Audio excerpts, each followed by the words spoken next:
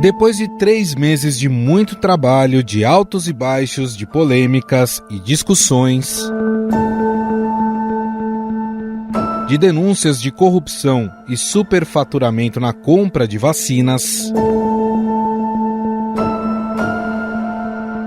a CPI da pandemia entra em recesso, mas os trabalhos não param. Nós não iremos ter recesso. A CPI vai funcionar no recesso. Nós não temos o direito, como senadores e senadoras, de tirar férias enquanto pessoas estão morrendo. Nós não temos esse direito e ninguém pode nos obrigar a ter esse direito. Para avançar nas investigações e garantir resultados mesmo durante o período de recesso, a CPI da Covid se dividiu em 7 núcleos de senadores para acelerar os trabalhos. Os parlamentares vão se debruçar sobre os documentos recebidos pela comissão para apurar suposta omissão e corrupção do governo Bolsonaro no enfrentamento à pandemia.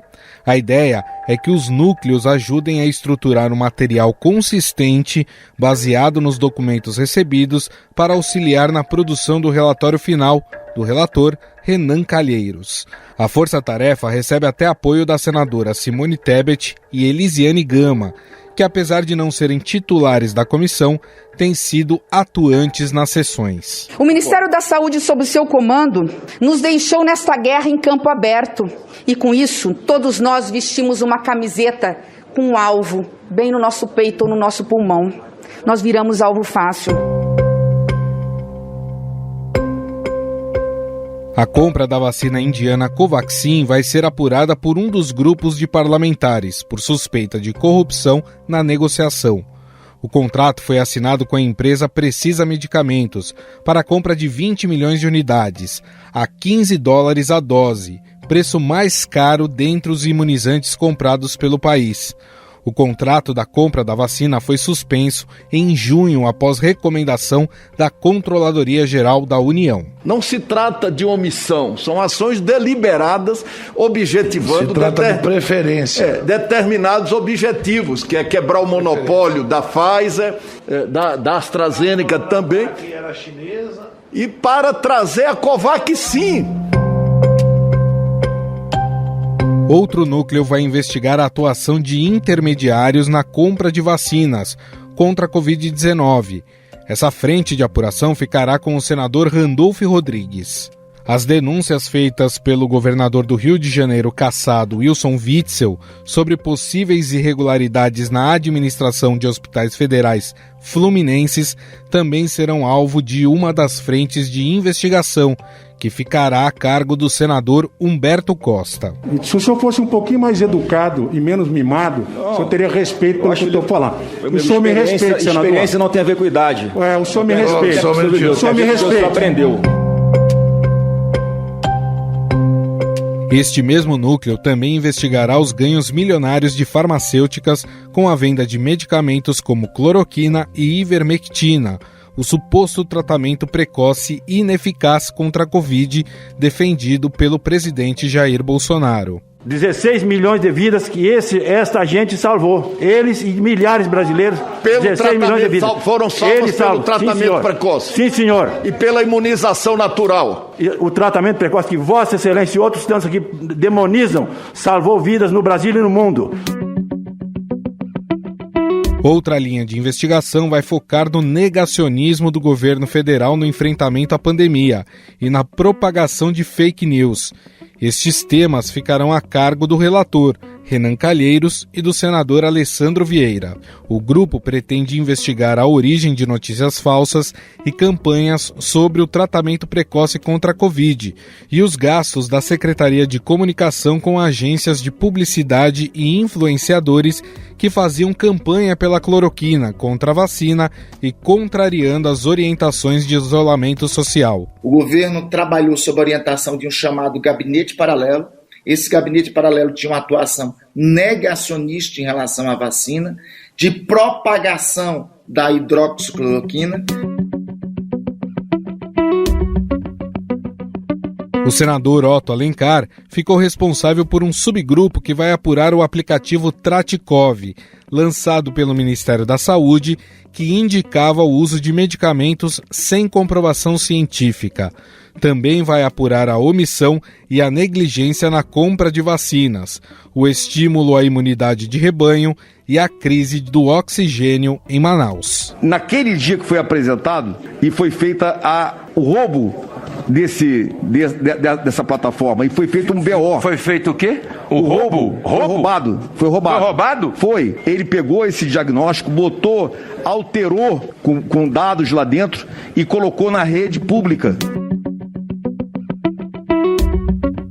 E para entender esse emaranhado de grupos e o andamento das investigações da CPI, mesmo durante o recesso, vamos conversar com a repórter de política do Estadão em Brasília, Júlia Afonso. Tudo bem, Júlia?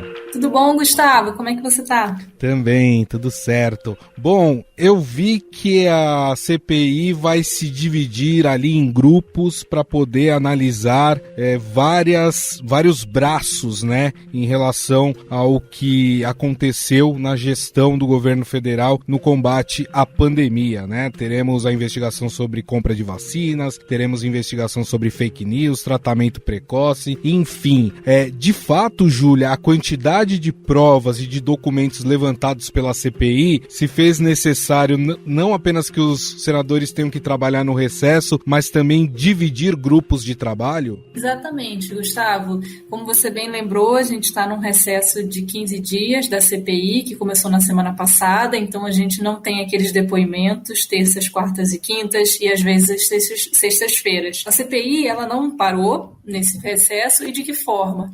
A comissão se dividiu em 7 núcleos. O que os senadores dizem? A princípio são 7 núcleos, mas se precisar desmembrar ou unir um núcleo ao outro, isso vai ser feito. Porque eles perceberam que a quantidade de documentos é tão grande, são milhares de documentos, uma quantidade absurda, vinda do Ministério da Saúde, do Ministério da Economia, quebra de sigilo telefônico, bancário, fiscal, e seria impossível você parar 15 dias para depois voltar e conseguir analisar. A CPI, ela tem ajuda de policiais federais, de auditores da Receita, para tentar diagnosticar e tentar achar o caminho do dinheiro. Então, a CPI também está tendo ajuda, um reforço aí das senadoras Simone Tebet e Elisiane Gama. Elas não são titulares da comissão, mas elas estão sempre nos depoimentos, elas têm tido uma atuação muito combativa, né? Muito firme, e fazem investigações. A gente lembra que a Simone Tebet, até há pouco tempo atrás, ela apresentou uma nota fiscal da Precisa que tinha diversas suspeitas de irregularidades durante uma sessão. Então, elas também têm feito esse trabalho para tentar estruturar todos os documentos que foram recebidos num material consistente para auxiliar na produção do relatório final do relator Renan Calheiros. E como tem sido esse auxílio, ou como vai ser esse auxílio da Polícia Federal? É para fazer o cruzamento dos dados obtidos com os dados oficialmente divulgados? Como é que isso é feito? Por exemplo, você tem uma quebra de sigilo fiscal, uma quebra de sigilo bancário ou telefônico. Então, a Polícia Federal ela tem meios, por meio de software e além da expertise dela, para cruzar esses dados. Por exemplo, a pessoa A ligou para a pessoa B. Quem são essas pessoas? Por quanto tempo elas se falaram? Será que elas têm alguma ligação? Aí você pega, por exemplo, o sigilo bancário, pagamentos feitos a empresas, a consultorias. Quem são os donos dessas consultorias? Para onde está indo esse dinheiro que foi pago? Por exemplo, uma empresa que recebeu um dinheiro do governo, depois quem ela pagou? Quem são os donos dessas empresas? Esse dinheiro foi retirado na boca do caixa? Esse dinheiro foi pago a uma outra empresa? Então, a CPI está tentando ver isso, as ligações entre os investigados e para onde foi o dinheiro que saiu dos cofres públicos. de certa forma também essa divisão em grupos, né, para poder avaliar cada braço, né, como eu falei, dessas investigações que estão sendo feitas na CPI da Covid, também é para dar um norte para a CPI quando voltarem os trabalhos presenciais, os depoimentos, porque chegou um momento ali que parece que a coisa ficou meio bagunçada, não se sabia muito para onde ia a CPI. Esse tempo também vai servir para isso, para direcionar melhor a CPI? Exatamente. E nos próximos depoimentos, a gente lembrando que em agosto, quando a CPI voltar, existe a expectativa do depoimento do dono da Precisa Medicamentos, que é essa empresa brasileira que representava até hoje, sexta-feira, a Bharat Biotech, que é a farmacêutica indiana produtora da Covaxin. Então, ele é um personagem muito importante e para fazer esse interrogatório da melhor forma, nada melhor do que ter os dados em mãos, para depois não passar o depoimento e se pensar, poxa, a gente podia ter perguntado sobre isso. A CPI ela foi instalada no dia 27 de abril. A gente já vai agora para quase 3 meses de CPI e a quantidade de documento foi sendo tão grande e os braços, né, a gente tem, como você falou, a questão do tratamento precoce, a gente tem a crise do oxigênio em Manaus, a gente tem a compra da vacina Covaxin, os intermediários, né? A gente viu a questão da Davat, daquele policial militar, o Dominguete, que teria oferecido uma vacina que também não existia. Então, a CPI, conforme ela foi semana após semana passando e recebendo documentos e fazendo os interrogatórios, foi recebendo cada vez mais informação. E aí, com essa quantidade de frentes de investigação abertas, foi necessário criar esses braços.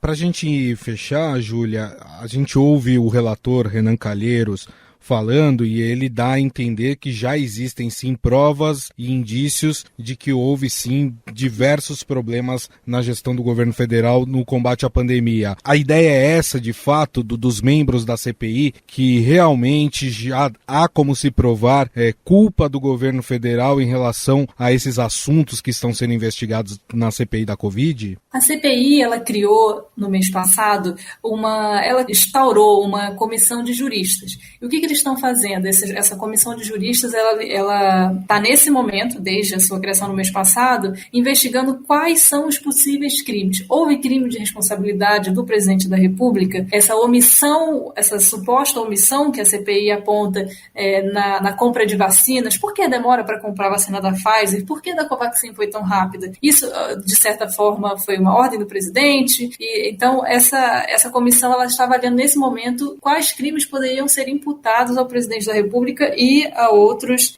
ao ex-ministro Eduardo Pazuello, ao ex-secretário executivo do Ministério da Saúde, Elcio Franco, e todas as pessoas que, de alguma forma, tiveram uma atuação na pandemia, até mesmo o ex-ministro das Relações Exteriores, Ernesto Araújo. Então, essa questão dos crimes, isso está sendo avaliado por essa comissão de juristas, como que isso vai poder ser imputado. Os senadores, inclusive, né, a CPI foi adiada por mais 90 dias, né, ela tem mais 90 dias para fazer os seus trabalhos, mas já tem alguns senadores falando, inclusive, que talvez esses 90 dias serão poucos para poder fazer tudo o que se precisa. Dá para a gente imaginar que essa CPI vai se estender até o final do ano? A princípio, com essa extensão de mais 3 meses, ela vai até 5 de novembro. Esse é o prazo final já prorrogado. Então, eu acho que vai depender muito do que eles conseguirem identificar nessas quebras de sigilo bancário fiscal e por onde foi esse dinheiro. Eu acho que se foi identificado um crime, a materialidade ali, com base nesses documentos, eu acho que já cria um material consistente para o relatório. Então, vamos ver o que vai vir dessa documentação analisada. Se começar a vir um material consistente, eu acho que a CPI faz o relatório. Depende muito também do clima político, né? Se houver um clima e mesmo um material consistente, eu acho, não sei se continua. Perfeito. Bom, nós conversamos com a repórter do Estadão em Brasília, Júlia Afonso, falamos um pouco sobre os trabalhos da CPI durante o recesso parlamentar. Júlia, queria te agradecer mais uma vez. Muito obrigado. Obrigada a vocês.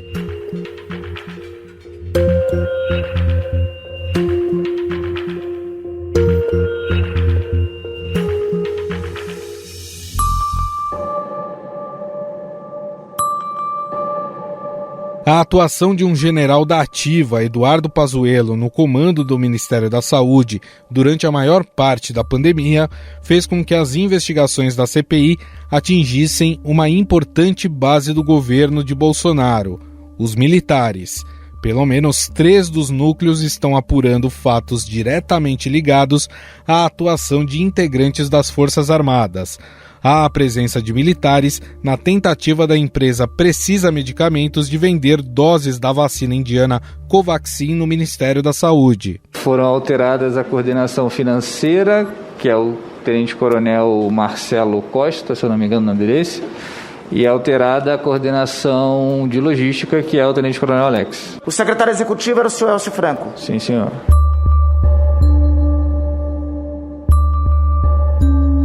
Na suposta negociação de 400 milhões de doses da AstraZeneca pela empresa americana Davat, representada no Brasil pelo cabo da PM Luiz Paulo Dominguete Pereira. Excelência, a informação que veio a mim não foi o nome propina, tá? Ele usou comissionamento. Ele se referiu a esse comissionamento sendo do grupo do Tenente Coronel Blanco.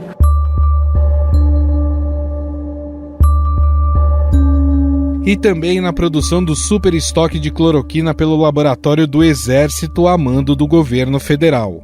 Agora vamos conversar com outro repórter de Brasília, o André Schauders, que está a par do envolvimento de militares no Ministério da Saúde e nas negociações de compra de vacinas. Tudo bem, André? Olá, tudo bom, Gustavo? Tudo jóia por aqui? Tudo bom, ouvinte? Bom, a gente sabe que nesse recesso, os senadores, os integrantes da CPI da Covid, eles se dividiram em diversos grupos, cada um vai ficar com a missão de olhar todos os documentos que foram reunidos, cada um com um tema, um vacina, outro tratamento precoce, outro com fake news, mas diante de tudo isso, de todos esses documentos que já foram reunidos pela CPI, o foco neste momento, André, seriam os militares e como eles agiram na compra de vacinas, na produção de cloroquina, isso? Exatamente, Gustavo. O que acontece? Quando entrou o recesso do Congresso, os senadores da CPI eles decidiram dividir o trabalho de apuração em 7 núcleos, 7 grupos, cada um apurando um tema ali. E 3 desses núcleos estão lidando justamente com coisas que dizem respeito diretamente à participação dos militares na condução da pandemia pelo governo federal. Então, e são justamente os 3 que têm o maior potencial explosivo, digamos assim, o maior potencial de criar confusão para o governo, justamente. Então, assim, na primeira linha de investigação é aquela que diz respeito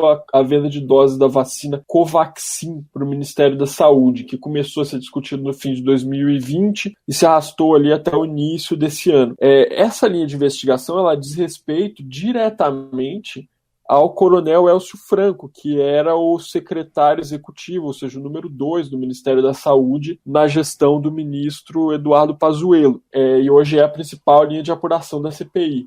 Os militares também estão envolvidos em outro episódio marcante, que também é outra linha de investigação, que é a questão da suposta venda de 400 milhões de doses do imunizante da AstraZeneca pela empresa Davat Medical Supply, aquela empresa que funciona numa portinha, num mini shopping no Texas, nos Estados Unidos. Essa é aquela empresa que é representada aqui no Brasil pelo cabo da PM Luiz Paulo Dominguete, que foi tomar aquele chopp, aquele famoso chopp no Brasília Shopping, com um dirigente do Ministério da Saúde. Esse dirigente é o Roberto Dias, que embora não tivesse na ativa, ele é oriundo da aeronáutica, então também tem uma ligação com a caserna. E, finalmente, tem uma terceira linha de investigação, que é a questão da cloroquina, da hidroxicloroquina, da ivermectina, ou seja, desse tratamento precoce que o governo defendia naquele momento. Por quê? O que acontece? O laboratório do Exército, justamente, foi quem produziu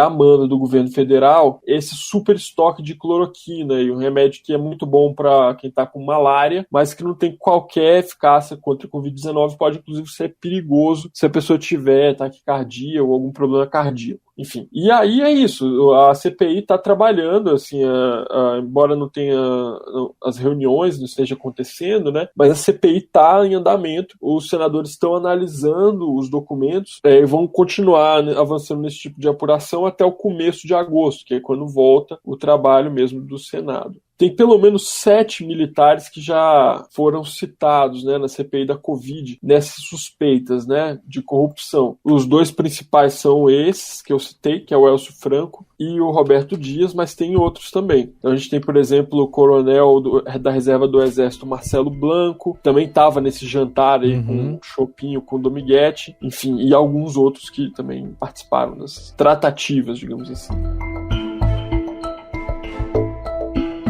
E a ideia nesse recesso, Chalders, é reunir o máximo de informações para ir muito mais bem munido, vamos dizer assim, na volta dos trabalhos presenciais, quando algumas dessas figuras, desses personagens serão ouvidos novamente? Pois é, alguns deles vão ser reconvocados, já é dado como certo, né? E uma coisa que é dada como certa também, Gustavo, é o seguinte: em algum momento vai ter que ser ouvido o ministro da Defesa, Walter Braga Neto, general. Ontem eu conversei com alguns senadores da CPI e o que eles contaram assim, em off é que realmente diante do episódio revelado pelo Estadão na reportagem da Vera Rosa e da Andresa Matais, da pressão do Braga Neto, né, pelo voto impresso, que a vontade da CPI de ouvi-lo aumentou. É lógico que assim, ele não vai lá para falar diretamente sobre isso, ele vai lá para falar sobre o fato dele ter sido colocado, enquanto ele era da Casa Civil, ter sido designado como responsável por coordenar os esforços na resposta da Covid-19. Mas, assim, é inegável que a vontade dos senadores de ouvi-lo aumentou bastante depois desse episódio que o jornal revelou. Na verdade, o Braga Neto seria ouvido na CPI da Covid, mais por causa daquela nota em tom de ameaça que foi feita a senadores da CPI, quando o senador presidente, Omar Aziz, falou sobre militares que estariam sujando o nome da corporação. Seria nesse sentido que ele seria ouvido?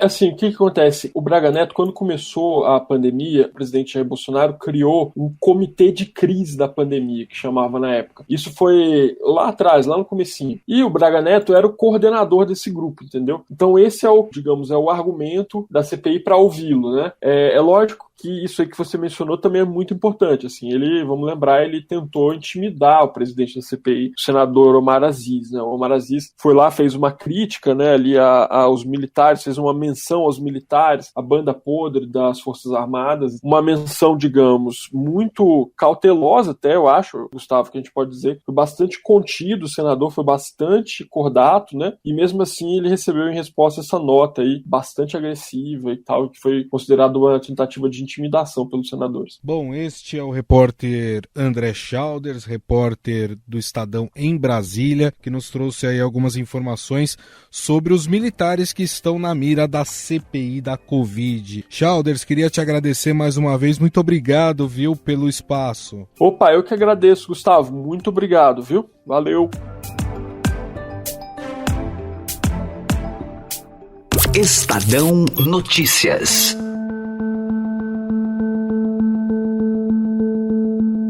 O Estadão Notícias desta segunda-feira vai ficando por aqui. Contou com a apresentação minha, Gustavo Lopes. A produção é de Jefferson Perleberg, Ana Paula Niederauer e Rafaela Barbosa. A montagem é de Moacir Biasi.